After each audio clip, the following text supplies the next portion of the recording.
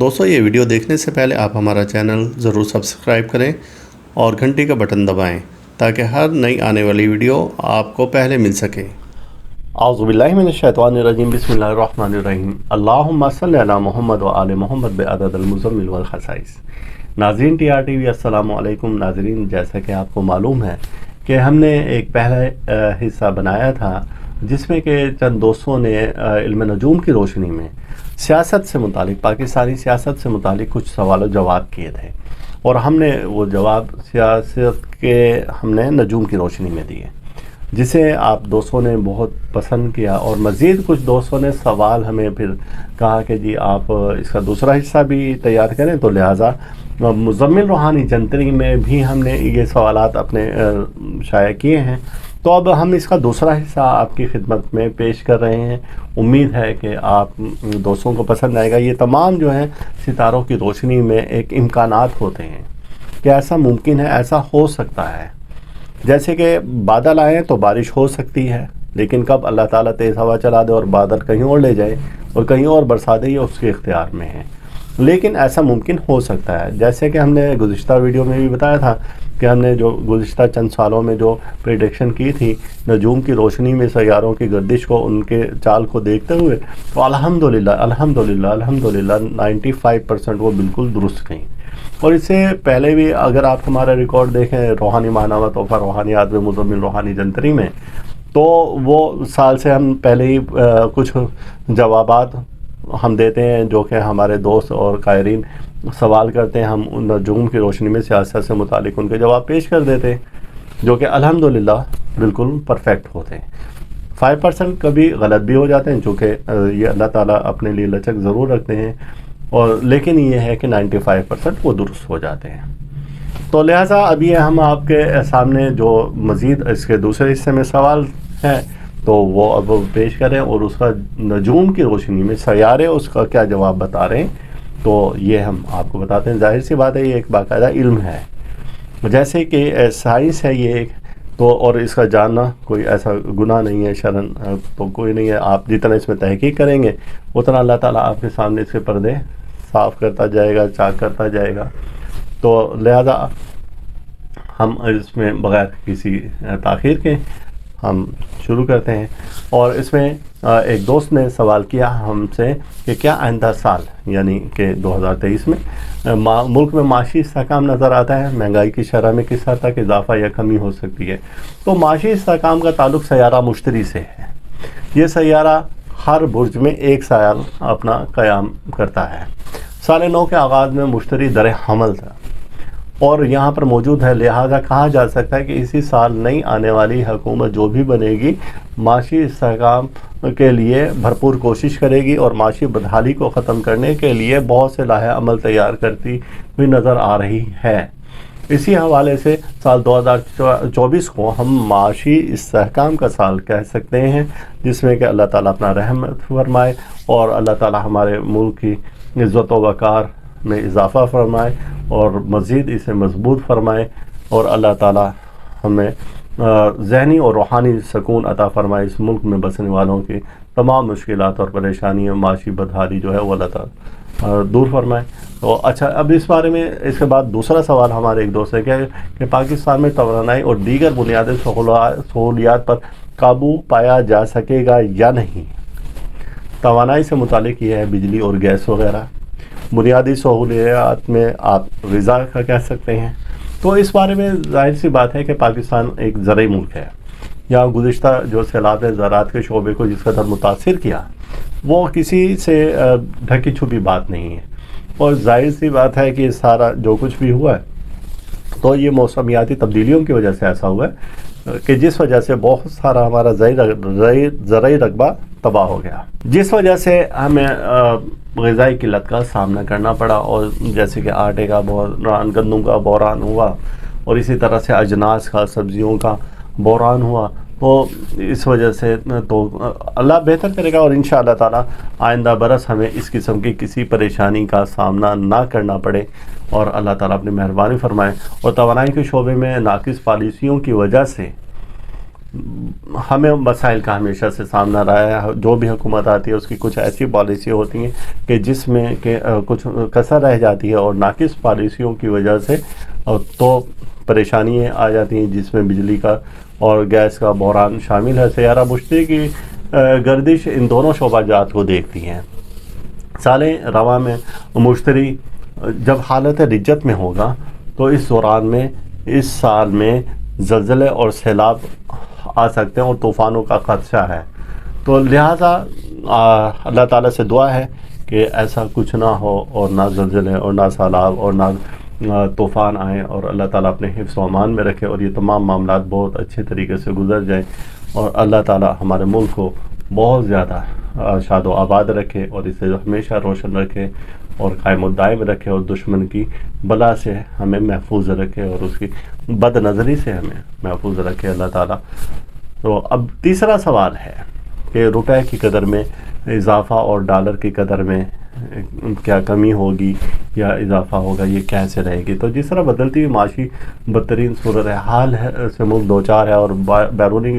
قرضوں کا ہم پر دباؤ ہے اور بڑھتا جا رہا ہے، اس سے صاف ظاہر ہے کہ ڈالر کی قدر میں اضافہ ہوگا، روپے کی قدر مزید گرتی جائے گی، اور جس سے معاشی صورتحال سنگین ہوتی نظر آتی ہے. اپریل تا جولائی 2023 میں بہتری کے امکانات موجود ہیں. نیا حکومتی سیٹ اپ جو بھی اس کے بعد آئے گا تو وہ کچھ بہتر اچھی پالیسی لے کر آئے گا، اور اگر یہ سیاسی استحکام ہمارا رہا تو انشاءاللہ تعالیٰ اس کی برکت سے ہمیں بہت سی پریشانیوں سے نجات ملے گی انشاءاللہ تعالیٰ. اچھا، اور اب ہم آتے ہیں کہ کیا 2023 میں کرونا وائرس ایسی قسم کے وبائی مرض پھوٹنے کا خدشہ ہے؟ تو جیسا کہ 2019 میں ہم نے پہلے بتا دیا تھا کہ 2019 تا 2022 تک مزمل روحانی جنتری میں موجود ہے کہ کرونا یا وبائی امراض کس حد تک خطرناک ہو سکتے، اور وہ کب اس کا اتار چڑھاؤ رہے گا، اور اس سے ہمیں کیا نقصانات ہو سکتے ہیں، اور کیا اس نے اب تک نقصانات دیے.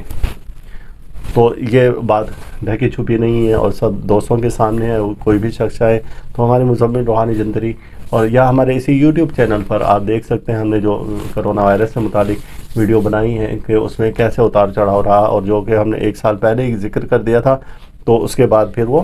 کس طرح سے سامنے چیزیں آئیں.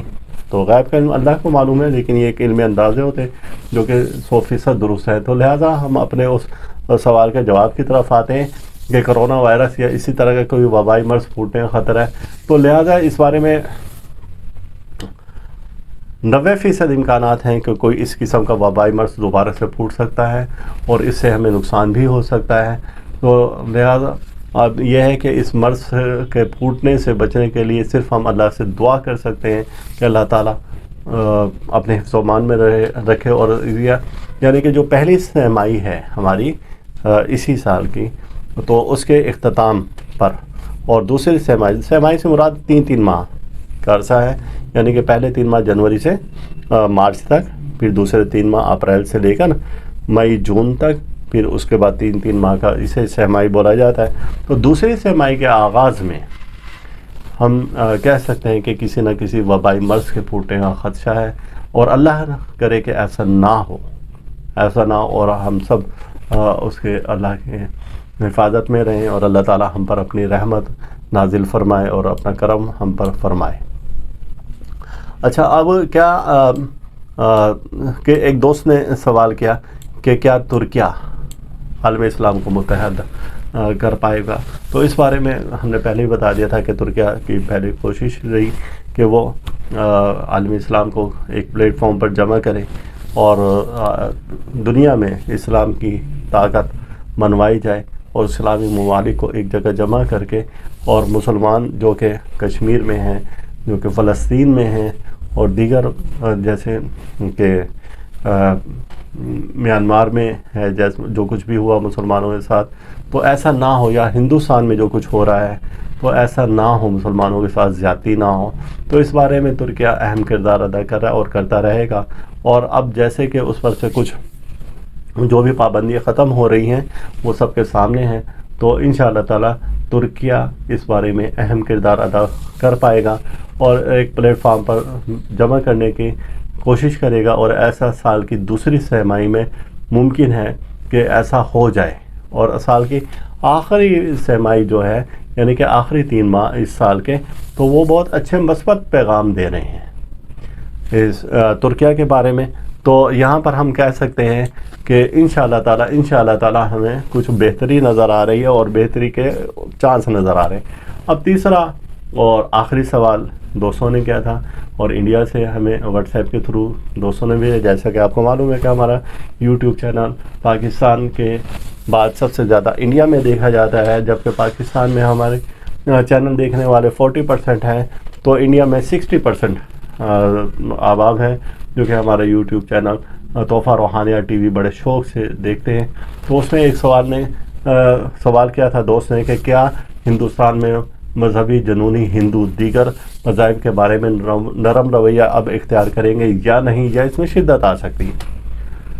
تو لہٰذا ایسے سوال کو بڑے حساس طریقے سے دیکھا جاتا ہے، اور سال رواں میں ہندوستانی جنونی اپنی دہشت گرد تنظیم کے ذریعے مزید اپنی دہشت وارانہ کارروائیوں کو تیز کر دیں گے، اور پھر یہ مسلمانوں کے علاوہ دیگر مذاہب کو بھی ملک چھوڑنے پر مجبور کریں گے، انہیں دھمکیاں دیں گے، اور اس میں قتل و غارت کے امکانات زیادہ ہیں. اور یہی نہیں ہے بلکہ ہندوستان میں جو کم ذات ہندو ہیں تو ان پر بھی وہ اپنا دباؤ ڈالیں گے، اور ان پر بھی وہ ظلم اور زیادتی بڑھا دیں گے، جس وجہ سے ہندوستان میں اندرونی طور پر ایک وبال کھڑا ہونے کے امکانات زیادہ ہیں، کیونکہ یہ 2023 اس کا مفرد عدد 7 بنتا ہے جو کہ زحل کے زیر اثر ہے. اور زحل جو ہے جب یہ رجت میں ہوگا اور ہندوستان میں وہ 4 ماہ 10 دن جن کا میں نے ذکر کیا تھا، تو اس وقت میں یہ وبال زیادہ بڑھ سکتا ہے. تو لہٰذا آج کی نشست میں اتنا ہی، اور انشاءاللہ تعالی ہم پھر کبھی آپ کے ساتھ کسی دوسرے موضوع کے ساتھ حاضر ہوں گے. اور اپنا خیال رکھیں، اور اللہ تعالی ہم سب کا روحانی مزاج اسی طرح سے برقرار رکھے. اللہ تعالی آپ کو ہر دکھ سے، درد سے، بیماری سے، رنج و الم سے، حادثہ سے، مصیبت سے، پریشانی سے محفوظ رکھے. اللہ حافظ. ویڈیو کو لائک کریں اور ساتھ ہی سبسکرائب کا بٹن دبائیں اور گھنٹی کا بٹن دبائیں تاکہ ہر نئی آنے والی ویڈیو آپ کو مل سکے. یا ایھا المزمل، یا ایھا المزمل، یا ایھا